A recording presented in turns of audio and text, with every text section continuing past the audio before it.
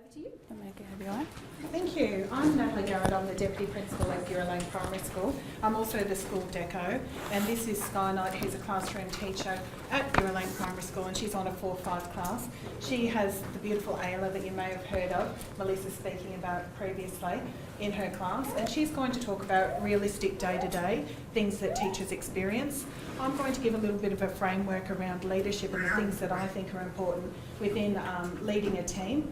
But I'd also like to acknowledge that we do have quite a few parents in the room, so thank you for your support, and thank you to Melissa and Jenny. I know you're both their parents at Garret for trusting us with your children. I'd like to acknowledge Belinda Love, our school principal as well, who's over there. So today I'll just touch on how leadership can be used to in inclusive education, but also arriving anywhere there is already good practice. So as you've heard from Rhonda, that Garret has always had an inclusive nature about it, but being a new deputy principal, a new principal in 2014, how do you sustain what's already there, and how do you enhance that to move forward to be receptive to the students and I suppose the growing needs of a society that we're in. We're also going to talk about the journey to inclusion, how it looks different for everybody. We don't claim to have all the answers. We don't know what all your individual journeys look like, but what we can do is do our best. And I think we always use the frame that doing nothing is doing something. So what we want to do is make sure that we're working towards something. If it's not right, we tweak it, we change things. We have, conversations about that. We don't claim to have all the answers, but what we do claim to do is work as a team, try and be as consistent as possible, and open up opportunity. Build bridges, not barriers. So Garret Primary, for some of you may know it, but for those who don't, we're a growing school in Canberra's north, so only about 2 suburbs across. We're at 160 students in 2014, and we've nearly doubled in numbers since then. And that's really about students returning to their local school for the education it provides, and we're really happy that we provide education for all. We have an LSC, we have ISP students, which is inclusion support, but all of our students are within mainstream classrooms.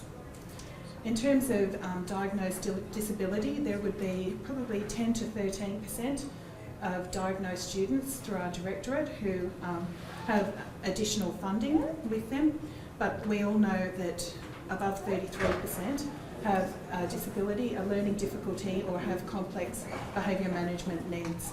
So that's quite a high percentage.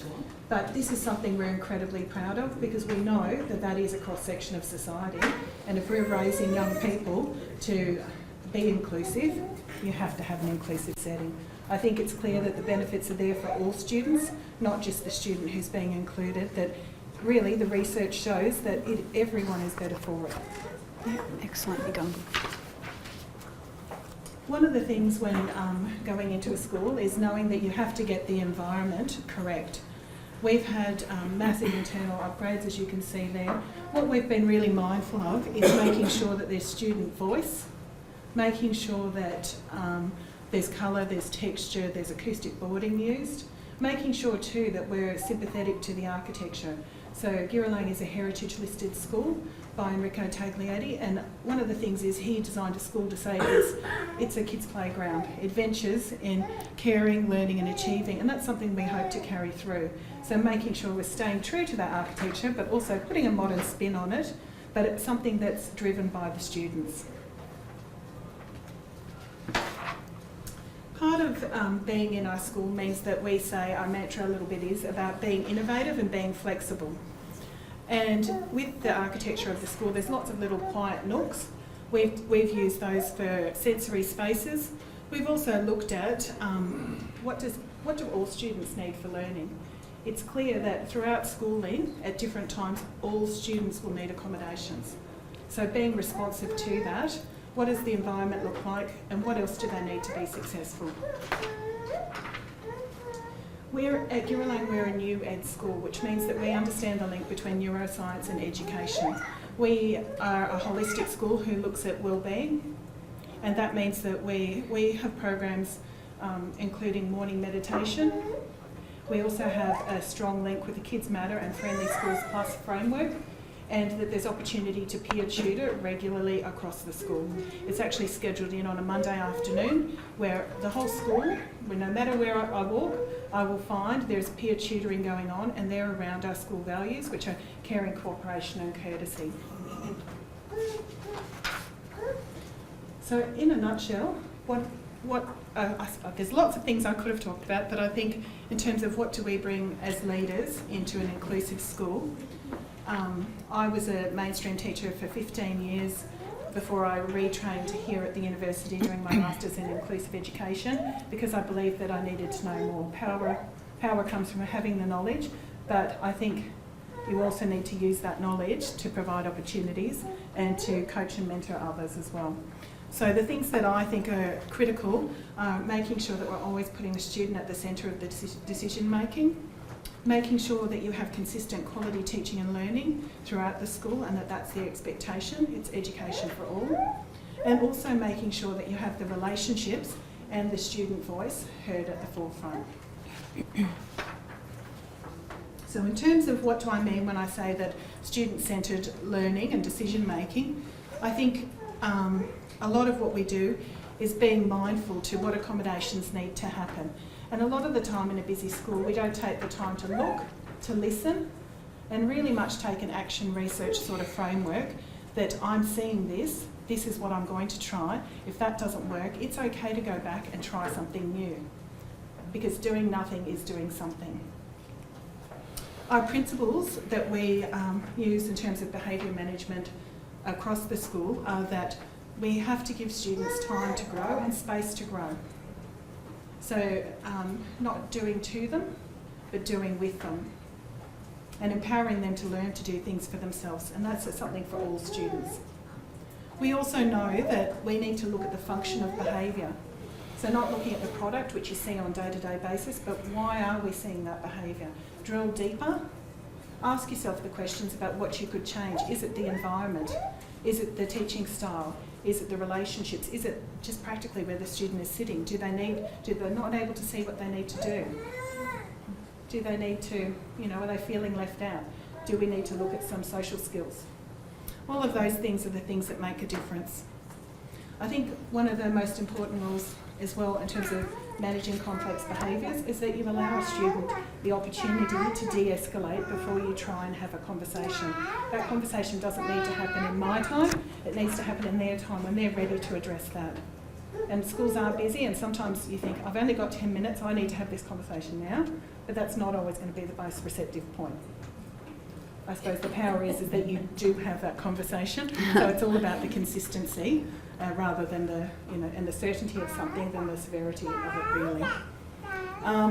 And also something we sort of say is that teachers need to be stronger, wiser and kinder, and that seems like a quite ambiguous statement, but what we mean by that, it means stronger as in emotionally stronger. It's not about us, it's about them. Also being there, being present, being there for all the students. Put your game face on. We've all got complex lives. We've got children. We drop them off before we go to school. But what we need to do is be consistent, walk through that door and be there for our students. Wiser, we don't claim to have all the answers. We can ask them questions back, but we will be thoughtful. We will be reflective. That's what it means to be wiser. And also that we'll be kinder, that our response will be predictable, that people won't raise their voices. They're all things that we hold dear. Student-centred transitions are something that at Garret Lane we've worked hard to initiate, that at the end of a school year we have a move-up day. So that means that all students know who their teacher is, they've been to that classroom, so that those long summer holidays don't become the dreaded ones of the not knowing. But also for students with additional needs, it's important to have that social story, for them to have that photo of that teacher, know a little bit about that teacher, or in some cases even asking that student, who would you like to have as your teacher? And imagine their surprise on move-up day when they've got their dream. Isn't that setting kids up for success, and isn't that what we're about? I've talked a little bit about giving opportunity for independence and growth. Also, I think investing in quality learning assistants is really important, and valuing them. Absolutely valuing them. And our job as teachers is to build capacity amongst peers and colleagues, So if we're not providing rich opportunities and supporting learning support assistants to do their job, then we're not doing our job properly either. I would also like to just point out in terms of, I know, and I don't want to open a can of worms by talking about resourcing, but we've made a choice at Garret to have a very flat executive structure. So instead of an additional executive teacher, we've actually gone with some additional LSAs. And at the time, sometimes that works, sometimes it doesn't. But what I can tell you that if the needs of the students are being met at the coalface, then problem behaviour de-escalates. It makes our job easier. And at the end of the day, happy kids learn, and that's what we're aiming for. Did I just turn that off? Oops, sorry. There's Sky there. So just to talk briefly, because I do want to get to Sky, because really I think she has, as you can see, she brought lots of resources and lots of practical things. But I think speaking to a teacher on a daily basis about what they do is really important. So mine's just a quick overview from it, so I won't talk too much, but I do know the importance of quality teaching and learning. And I think you don't know what you don't know, and it's really important that we make a commitment to professional learning. People go as teams, and there is an expectation that you've been at quality professional learning, that we will see actions from that. So it wasn't just a day off to go learn something, but what are the actions that you're going to move forward, and how can you as a team look at a situation differently? And action research then. So we promote people working with their hunch. If you have a hunch about something, we take our hat off to you, having a go, putting your hand up, trialling something different, coming back, having reflection and seeing what else you can change.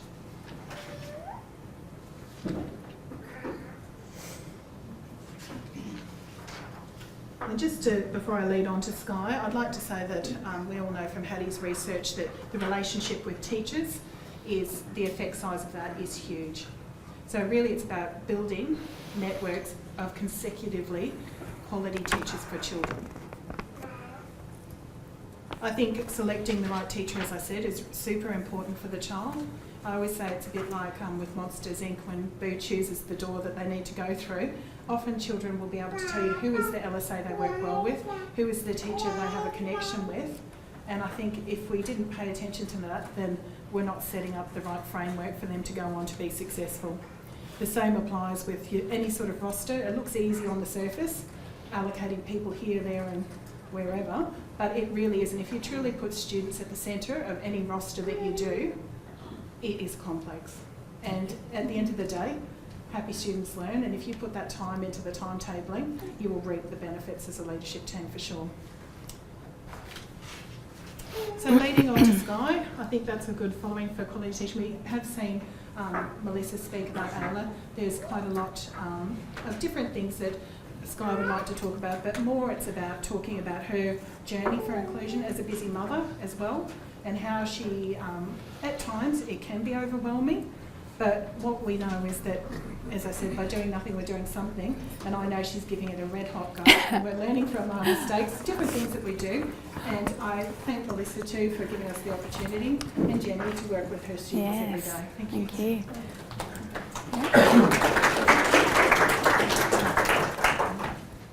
And there she is. Hello, thank you for having me. I'm Sky, and this is Ayla. She's the amazing student in my class, 4-5K we're called, and I teach at Garret Primary. I am incredibly lucky and incredibly privileged to have been working there for the last 2 years. My journey at Garret, I suppose, started last year with 2 boys in my class, Jaden and Joel's mum's here today. And that was when I first started to realise that the students with additional needs belong in a mainstream setting, and what can I do now as a regular everyday classroom teacher to ensure that they do continue to feel that sense of belonging, and that all students can learn together. So I feel privileged to have met the boys, and I feel privileged to have met Ayla, because selfishly they have improved my teaching practice, and hopefully will continue as I continue in my career. They have opened my eyes to a different way, a new way of promoting inclusion, and so now the students in my class, all 23 of them, have become fiercely promote inclusion and do everything in their power every day to make everyone's day as happy as possible, and that's really powerful. The modern classroom is full of diversity. Let me move up. Here we go. We range of languages, different cultures, lots of different abilities. It is diverse to say the least. Therefore, teachers are charged with a huge task to cater for these needs. So I have 23 students in my class, and that's not really a huge class, but there's 23. So already, every day, I'm differentiating for each of them, 23 of them. So different, focusing on their different needs every lesson, every session, every day, all year.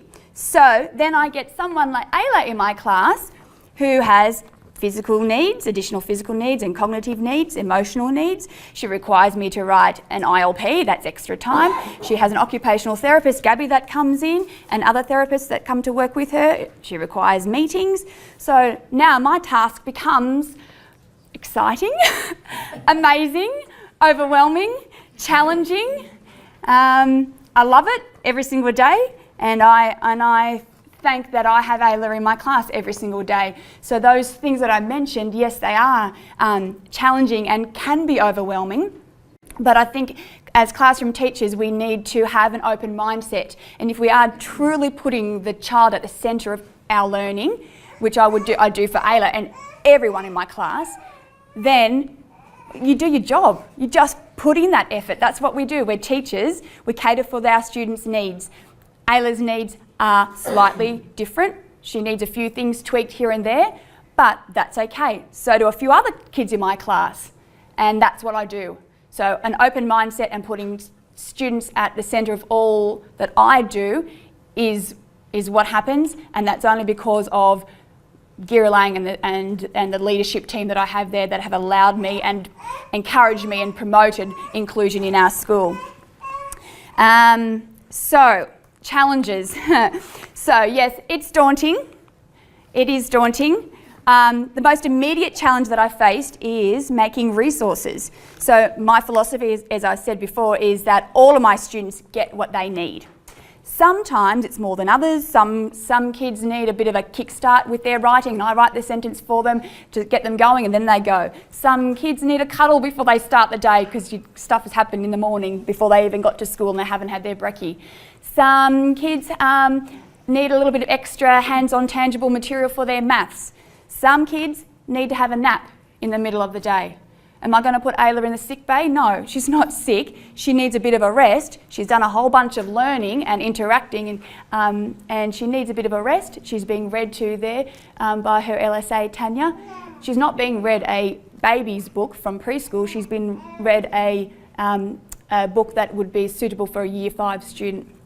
So that's where we value her as a Year 5 student. So the kids get what they need. So in considering Ayla's needs, she does need visual aids, she needs sensory tools, she requires other varied resources to enable her lessons to happen. She definitely needs music, she definitely needs to dance, she definitely needs to do drama. That's mainly because I definitely need music, dance and drama as well. And that was one of the pleasures, that's doing some literacy. I think we'll get to performing arts there. That's one of the amazing things that I was able to make a connection instantly with Ayla, because some of her passions are also my passions. So I get to sing with Ayla daily and have that eye contact with her when I sing her a song, and have her tickle my hands and I tickle her hands is a really special moment. And we get to do that every day. Like, how lucky am I? And then the students see me doing it, and then they're doing it, and I don't even have to ask them or tell them. That's just how it happens because Ayla's in the class. So we've got Ayla, this is a music lesson. They're playing hand clapping games. This is a drama lesson in the middle, and then over the far is dancing. But back to the resources. How do I make all these resources and laminate them and cut them and get them ready for Ayla for each day? That's where an amazingly supportive community comes into play. We hold events like a crafternoon where students and the parents and our wider community and teachers come together, and we have a big craft making session, and we make sensory tools for Ayla and the other students in our school that need it. And it's a really lovely, fun time as well. I also have an amazing executive team, as you probably are well aware by now, that are truly supportive. So if I feel as if I need a bit of extra time or a bit of extra resources, or even, I think Natalie said, take a ream of paper home, because she knows I do a lot of making and printing at home. Take a ream of paper. What you need to help these students learn, you get as well, Sky. So that's really positive and really reassuring. Another way is that we have adequate storage for Ayla's resources. She comes with a lot of extra stuff. A lot of her stuff is tactile and sensory, so we need to store it effectively and respectfully as well. So we have a number of different furnitures, and we've just ordered some more furniture as well. To value her resources and have some on display and demonstration, but also as easily accessed, so that I can get to the resources. They're not just a whole bunch of pom-poms stuffed away somewhere. It's so that I can get access to them and the LSAs can get access to them, and if I'm sick or an LSA is sick, that the relief staff can get access to them, so there's nothing inhibiting Ayla from doing her learning every day. So, where am I up to? But the main way I find time to create resources for Ayla is that I don't. Ayla does. The other students do with Ayla when they're doing group work. I don't make them, she does, because it's her authentic learning experiences that are happening. Oh, more dancing. So when we're for her, but it's still a Year 5 curriculum, that's my baseline. So she's in Year 5, she deserves to access the Year 5 curriculum. So that's where I start for all of my students, and then I can tweak as I go. All right, yeah, so we're doing divisional, we're doing this. What could Ayla's division look like? Oh, an egg carton with pom-poms, and she can divide them into different sections, and then she can do colours. Or then she could probably, look at some shapes.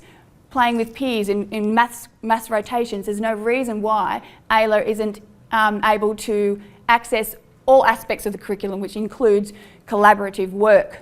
It's not everyone doing something and then Ayla doing something slightly different to the side. No, Ayla's in a literacy group with her peers. She's in a maths group with her peers.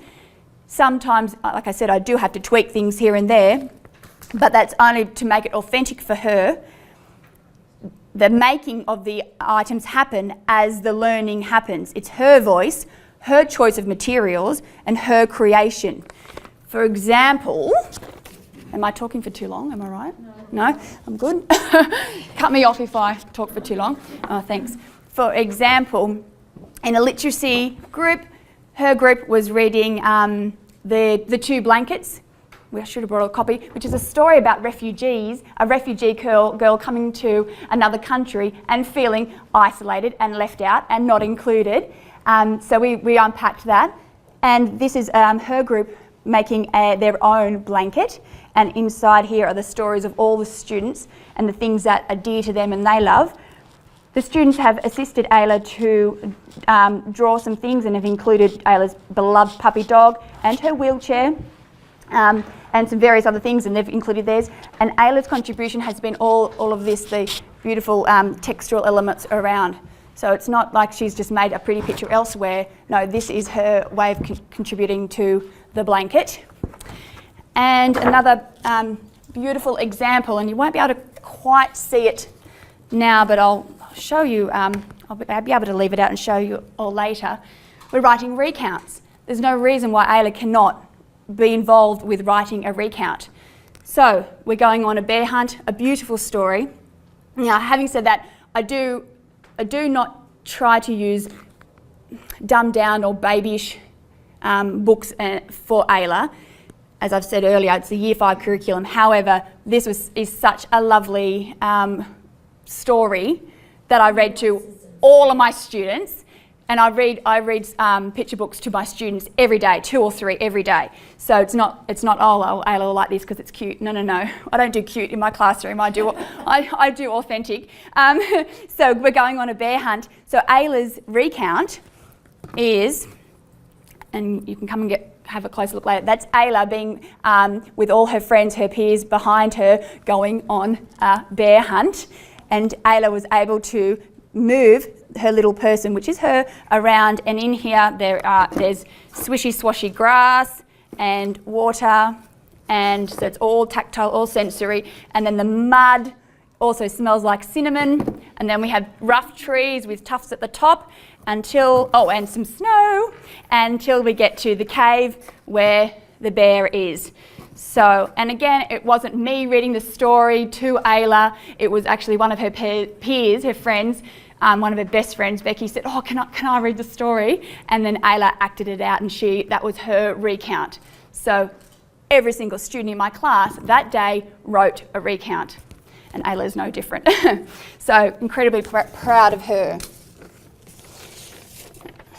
All right, I think I'm still only on my first challenge. Oh, here's some collaboration. Second challenge is authentic assessment. So I've talked about how I tried to allow Ayla to access the Year 5 curriculum. But how do I assess her at that Year 5 curriculum? Well, I don't. I don't assess her against the Year 5 curriculum, but I do assess her against her ILP goals. She does produce writing, she does produce artwork and maths, and I document that in a portfolio, and I collect her pieces of work. But the best way that I can show that she's achieving her ILP goals is taking photographs, and often her peers are so excited and proud of something that she's done that they are running to get the iPad to photograph that for her and with her. It's really very sweet. So then I can reflect, I look at those photos and I can reflect on her ILP goals, and I can tweak as I go. Then, well, that worked, that didn't work.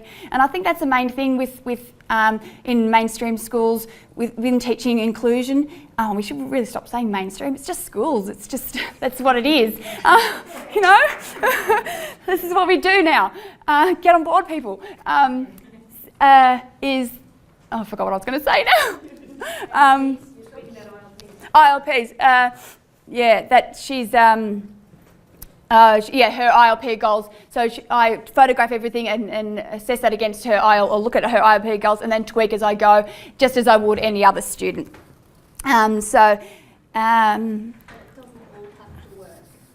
No, that's where I was going. It doesn't have to work. Yeah, I'm not an expert. I just do what I do. But it's the mindset. It's the open mindset that okay, I'm gonna give this a crack, and she's someone's love and joy and universe, like my kids are to me. Why shouldn't any parent want the best for their child? And I can try my best to do that. And if I've got those skills and that passion, and if I've got amazing leaders that are willing to say, yes, Guy, give that a crack. Have a go. We'll send you on a PD, or we support you. And if you fail, we'll pick you up and we'll try something new. And having parents as well that are supportive of that, and being able to say, yeah, that didn't work, did it, Sky? And I'm like, no, sorry. What are we going to do tomorrow? And some days it's like that. I'll go home and have a big cry and think, God, that was really dumb. I haven't done anything for that child today. But then, just for the very fact that I care that much means that the next day I'm going to be doing something more. Anyway, so authentic assessment, and then the final challenge would be communication.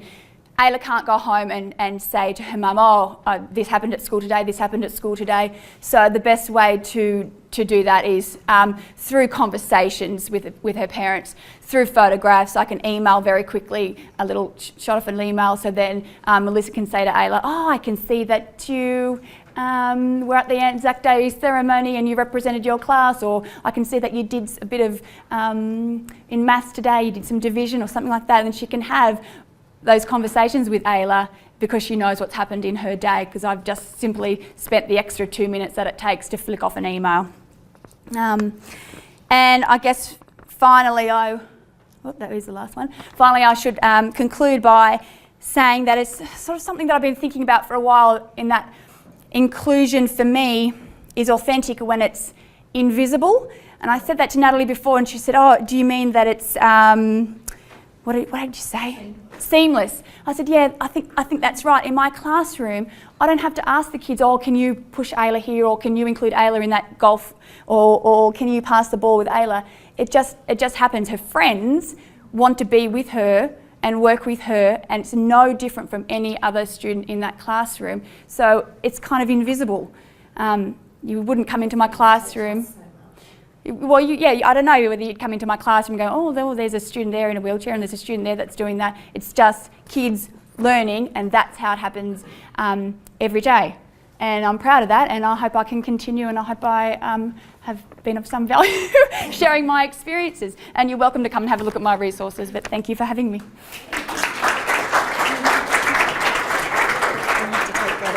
Yeah, I suppose we should take that now. Oh, sorry, I talk for too long. I talk and talk and talk. You want my one? Oh, sorry, hang on. I was going to go last, but Wanda said she's going to take too long to get organised.